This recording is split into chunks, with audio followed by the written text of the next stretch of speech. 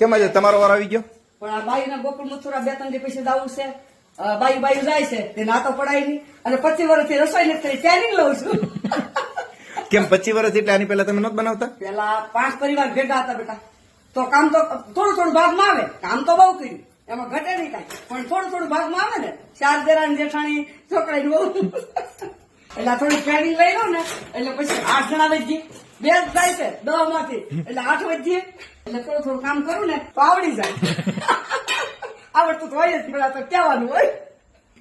આ બાજરાનો લોટ આપણા 5 જાતના કઠોળ ભેગા કર્યા. આ લોટ મકાઈ, જાર, બાજરી અને મગ.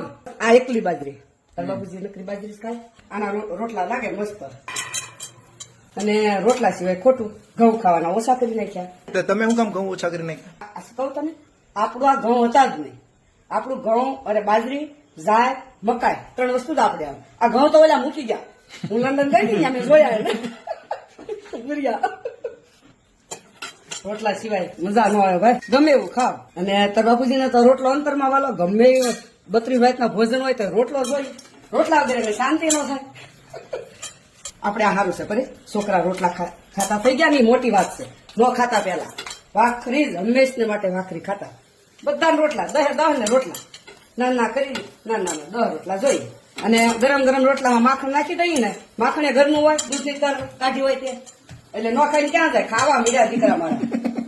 ભૂખ્યા રાફડા ખાય 1 દી 2 દી, પણ સારું છે ખાવા મળ્યા.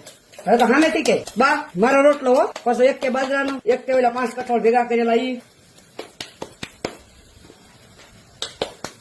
થોડોક લોટ ઓછો લેવાનો છે, રોટલા મને આવડે છે પાછો.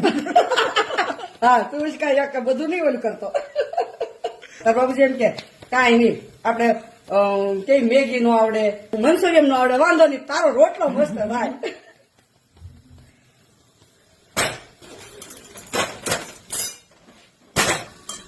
આ મકાઈ, જાર, મગ અને બાજરી બધું 500 ગ્રામ નાખી અને ભેગું કર્યું છે.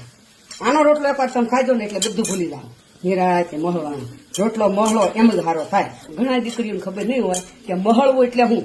આને જો મહળવું કહેવાય, આ રોટલો મહળો કહેવાય. જેટલો મહળો એટલો મસ્ત બને. તમારે લુખો ખાવ, ચમચો ઘી નાખીને આવી ગયા રોટલા વાળા.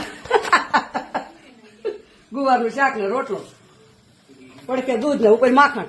હાલો મારે રોટલા થઈ ગયા. હવે તમે રોટલા બનાવવા મળો અને સાદું ખાવ, સારું ખાવ અને તંદુરસ્ત રહ્યો. તંદુરસ્તી હાદામાં જ છે, એ ભૂલતા નહીં. ધન્યવાદ.